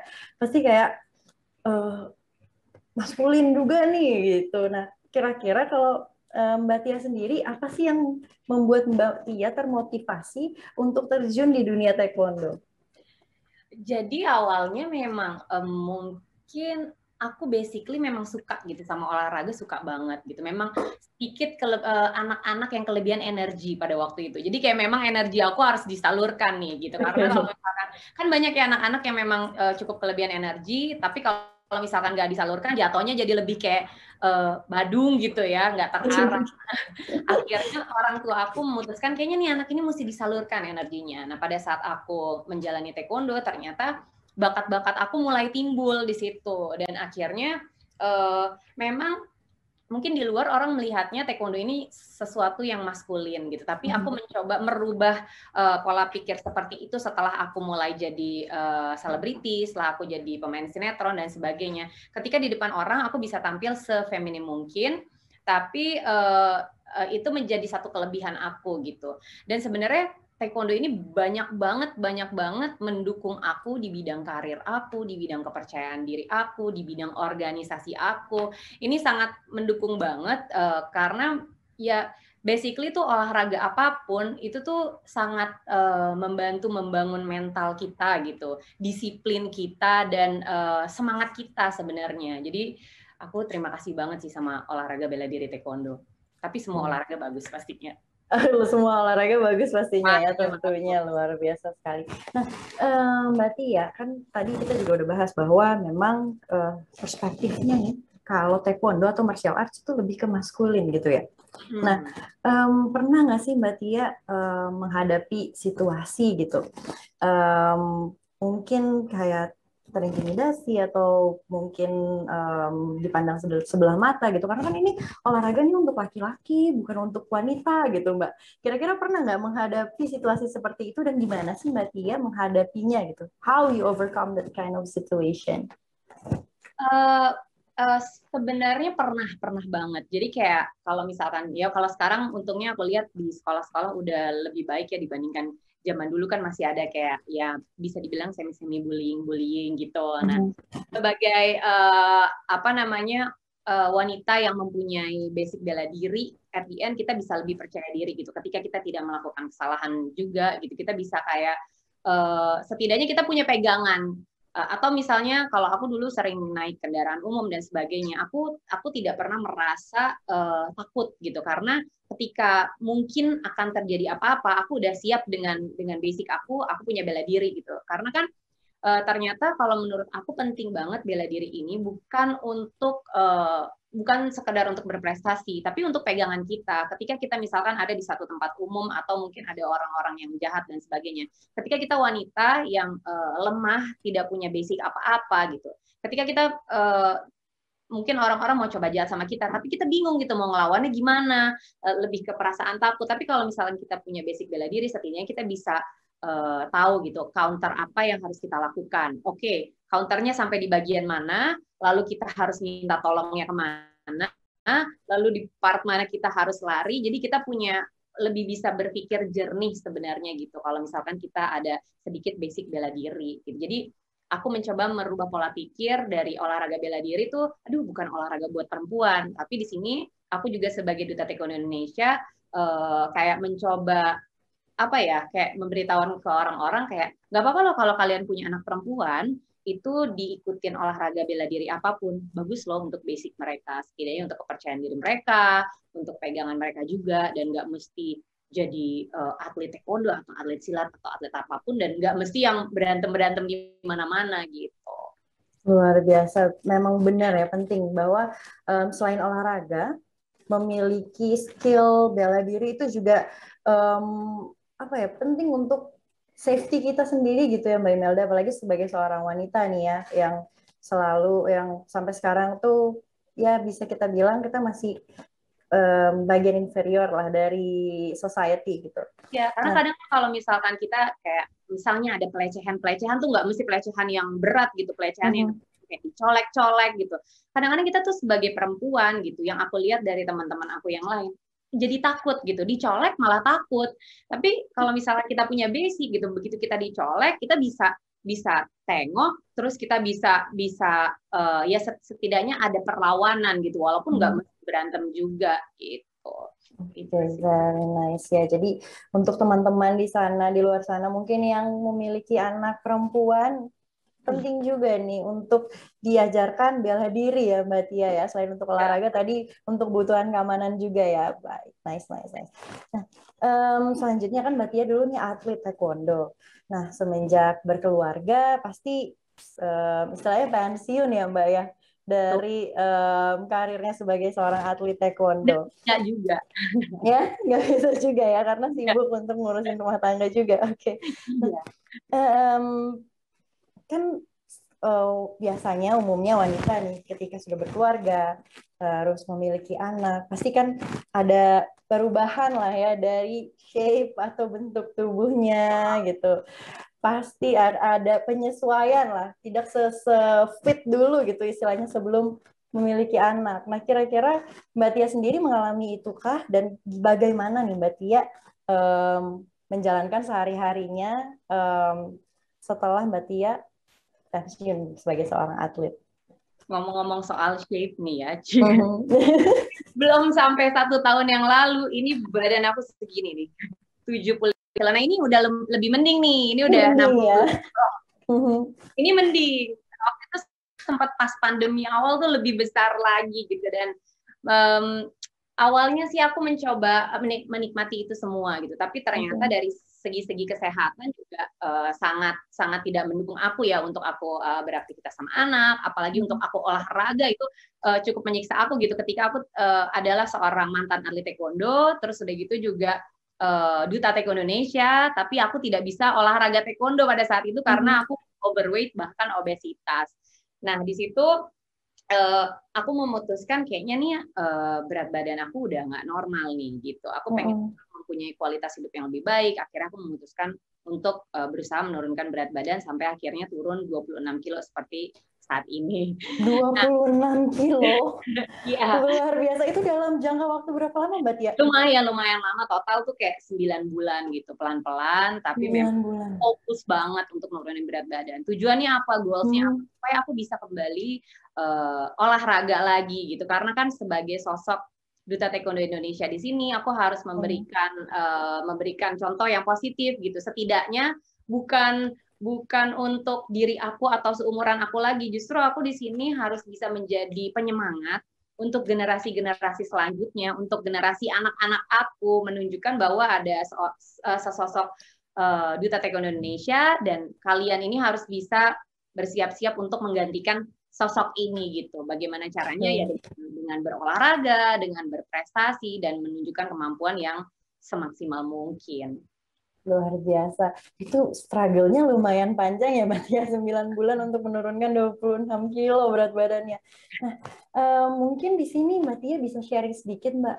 Gimana sih tipsnya untuk bisa kembali lagi, bisa dengan shape atau berat badan yang idealnya Mbak Tia gitu.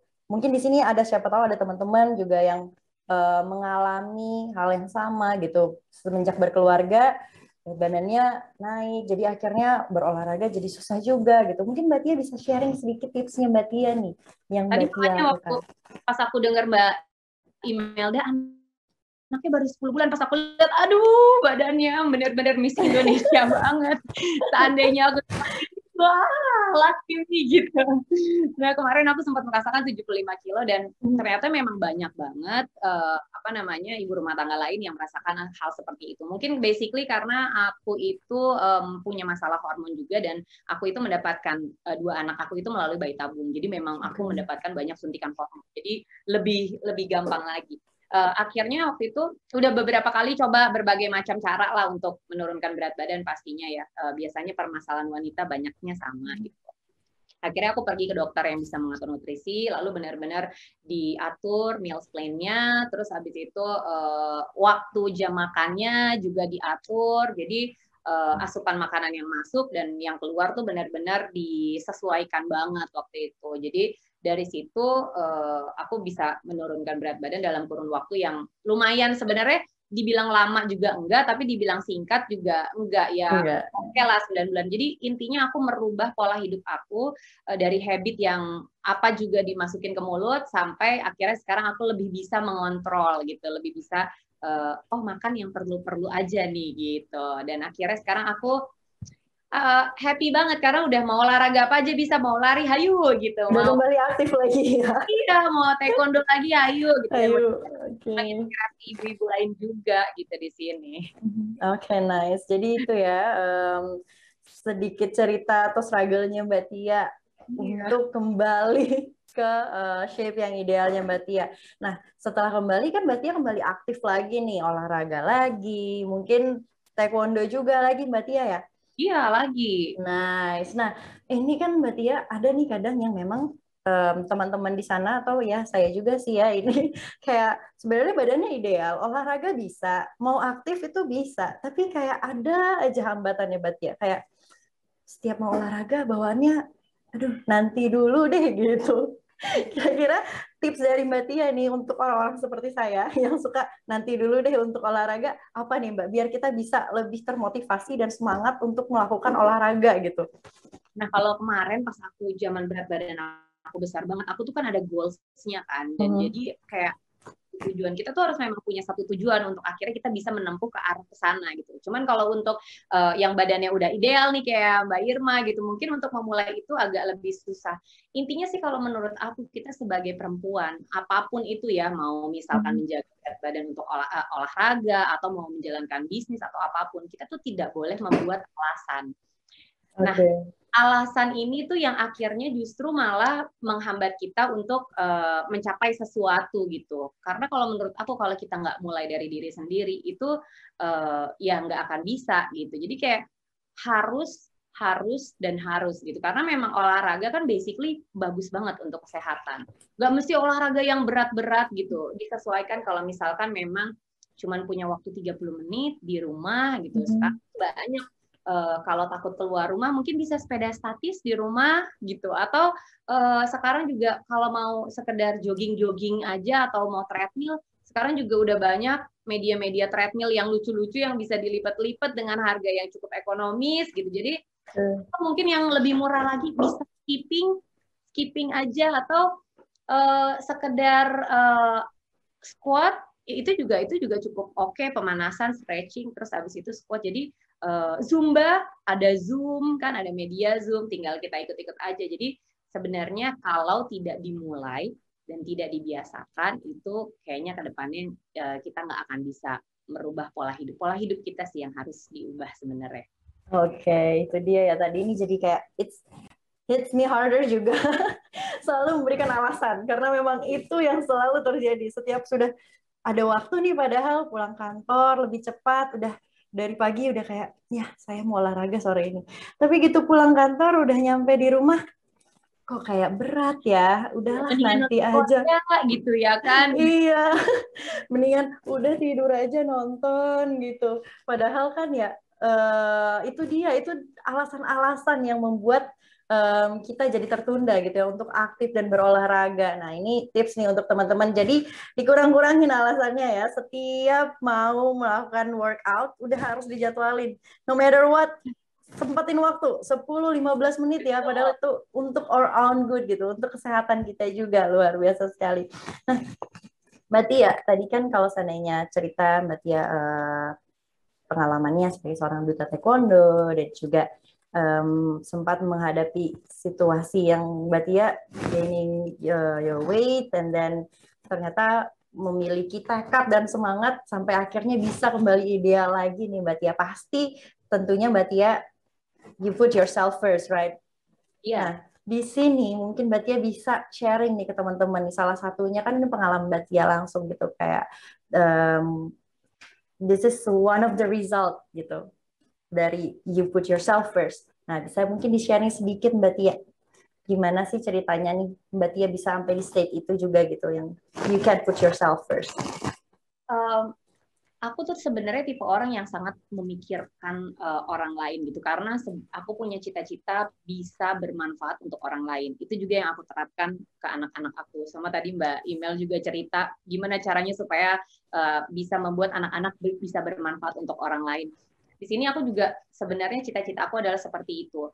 Tapi di sini aku berpikir kalau misalkan kita tidak bisa membahagiakan diri kita sendiri, kita tidak bisa memperkaya diri kita sendiri. Kaya tuh macam-macam.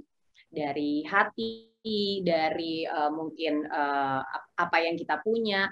Nah, kalau misalkan kita sudah menjadi orang yang bisa memikirkan diri kita sendiri, kita sudah bisa membuat diri kita bahagia. Nah, kebahagiaan itu juga bisa kita sharing ke yang lain. Kayak misalkan aku jadi Duta Taekwondo Indonesia gitu dengan prestasi aku. Ketika aku udah ada di tahap keberhasilan itu, aku bisa berbagi sama anak-anak yang lain gitu, sama generasi-generasi selanjutnya. Bisa loh nih Duta Taekwondo Indonesia, atlet dulunya atlet, sekarang bisa jadi selebriti gitu, bisa jadi apa, mau kedepannya mau bikin bisnis atau apa, itu bisa banget gitu. Terus kalau misalkan kemarin aku berat badannya overweight banget, terus sampai akhirnya aku berhasil turunin berat badan dengan konsistensi aku gitu. Akhirnya aku bisa menyemangati orang lain juga. Ayo loh, aku bisa loh, kalian juga pasti bisa. Kenapa? Karena kita kan sama-sama manusia biasa. Tapi intinya kita harus mengutamakan diri kita sendiri dulu. Even untuk keluarga pun, ketika kita mau membahagiakan anak-anak, simple lah dengan lari-lari aja gitu. Ketika aku mungkin punya berat badan yang overweight dan obesitas, mungkin aku nggak bisa seperti sekarang gitu yang kalau mau main lari-larian sama anak-anak, mau ngebahagiain anak-anak, jadi lebih enak gitu. Ketika aku lebih sehat, aku bisa lebih banyak mengurus suami aku juga. Jadi di sini penting banget untuk kita bisa mengutamakan diri kita sendiri dulu, membahagiakan diri kita sendiri, membuat kita menjadi kokoh, baru kita habis itu bisa membantu orang-orang yang ada di sekeliling kita. Luar biasa, sungguh inspiring dan again, teman-teman semua, you have to put yourself first, baru kalian bisa memberi untuk orang lain. Kalian harus penuhi diri kalian dulu, baru kalian bisa berkontribusi untuk orang lain secara penuh tentunya ya. Luar biasa sekali Mbak Tia, sungguh-sungguh menginspirasi dan sangat memberikan motivasi nih, terutama untuk saya dan mungkin teman-teman di luar sana ya yang kurang motivasi untuk olahraga, untuk lebih aktif gitu. Dan tentunya seperti yang sudah Mbak Tia mention juga gitu, kalau kalian mau bisa fully fokus dan memberikan yang terbaik untuk orang lain, kalian juga harus fully fokus on yourself first gitu, before you contribute to others. Oke, luar biasa sekali. Terima kasih Mbak Tia untuk sharingnya, untuk tips-tipsnya. Ceritanya luar biasa, sungguh menginspirasi. Semoga teman-teman semua di sini juga bisa lebih aktif ya nantinya. Saya juga tentunya. Tetap semangat, harus tetap biar tetap sehat ya, apalagi terutama di masa pandemi seperti ini. Oke, terima kasih Mbak Tia atas kesempatannya. Luar biasa sekali. Oke. Teman-teman sekalian, itu dia tadi 3 sesi talk show yang sangat menarik dan tentunya sangat menginspirasi. Nggak cuma saya, dan saya yakin juga teman-teman semua yang ada di rumah sedang menyaksikan webinar ini. Luar biasa sekali. Untuk summarize atau kita rangkum nih dari sesi pertama, sesi kedua, sesi ketiga, itu ada beberapa key points yang saya dapat dari narasumber kita yang luar biasa pada siang hari ini. Dari Mbak Imelda tadi di sesi Moms Can Do It All, itu yang pertama, komunikasi yang terbuka antara orang tua dan anak itu sangat penting. Gitu. Apalagi dengan keadaan sekarang, anak-anak lebih open-minded, informasi lebih terbuka luas, there's no boundaries, they can know everything, even bahkan mungkin informasi yang teman-teman atau teman-teman sebagai orang tua belum tahu gitu.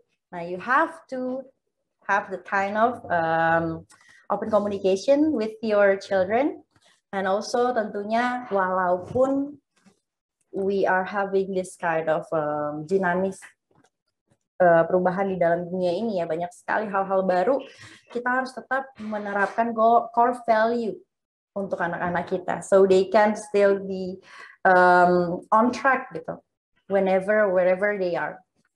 Dan juga untuk kalian yang mau nih menjalankan rumah tangga dan juga pekerjaan secara bersamaan, you have to keep your priorities first gitu. Kalian harus tahu prioritasnya dari nomor 1 yang mana, 2 yang mana, 3 yang mana. Jadi manajemen waktunya jadi lebih baik gitu. Dan selanjutnya dari Mbak Thalita juga tadi bisa saya rangkum, itu yang pertama adalah inspiring women to food yang kita bahas di sesi kedua tadi ya. Poin-poinnya Mbak Thalita itu kreativitas itu nomor 1, kita tidak boleh memblocking gitu istilahnya kegiatan-kegiatan kita.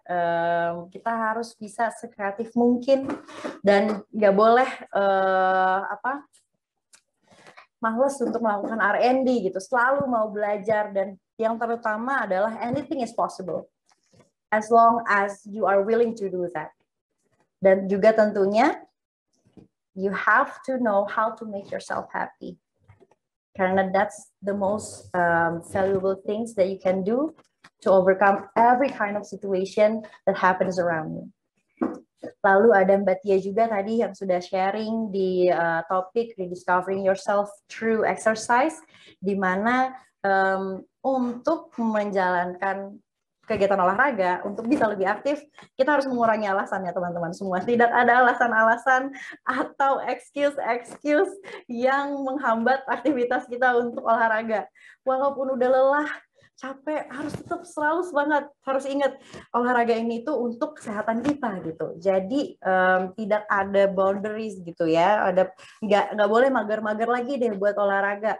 Selanjutnya juga mungkin untuk teman-teman yang sudah berkeluarga, punya anak, terutama anak wanita, anak perempuan, itu diajarkan juga teknik bela diri, karena sangat penting selain untuk kesehatan, untuk confidence mereka, itu juga bisa untuk menjaga keamanan anak teman-teman semua di sini. Selanjutnya pola makan juga tentunya harus diatur, pola hidup juga harus diatur, dan itu tadi ya, jangan malas dan tidak boleh mager ya teman-teman semua untuk beraktivitas, untuk berolahraga. Dan yang paling penting yang aku tarik nih dari ketiga narasumber kita pada hari ini adalah you have to put yourself first. Gitu. Dari Mbak Imelda, dari Mbak Thalita, dari Mbak Tia, itu tuh selalu yang paling penting adalah kalian mengutamakan diri kalian dulu. Kalian harus fulfilling yourself first. Kalian harus penuhi diri kalian dulu. Kalian harus be happy with yourself first. You have to accept yourself first. Kalian harus terima diri kalian dulu, penuhi diri kalian dengan segala hal-hal baik dan positif tentunya untuk bisa menginspirasi yang lain. Untuk bisa menjadi semangat untuk orang lain juga. Kalau kaliannya belum semangat, kaliannya belum full, gimana kalian bisa menyemangati orang-orang di sekitar kalian? Gimana kalian bisa berkontribusi dengan lingkungan kalian gitu. So, sudah kita berada di sesi yang terakhir nih ya. senang sekali tentunya saya, Irma Srilita, bisa berada di Inspiring Webinar pada hari ini. Dan tentunya juga bisa ngobrol-ngobrol seru nih dengan narasumber Sri Kandi Indonesia yang sangat-sangat menginspirasi. Saya ada satu pesan buat teman-teman semua juga di sini. Sebelum nantinya kita akan closing bersama dengan seluruh narasumber kita di sini ya. Ini yang selalu saya berusaha untuk terapkan ke diri saya juga gitu, dan I always put this value in my daily basis. Don't ever give up with any kind of obstacles that you're facing right now. Be brave, just be who you are, explore more on all the things that you love. It's not a harm. Just exploring yourself, experiencing everything that you want, that you like, that you love. Because everything is possible when you put yourself first. Oke, untuk itu saya mengundang nih kembali seluruh narasumber kita pada siang hari ini. Dan juga mungkin di sini masih ada Ibu Maya. Ya, ini dia ya, inspirasi wanita-wanita yang menginspirasi. Sekali lagi terima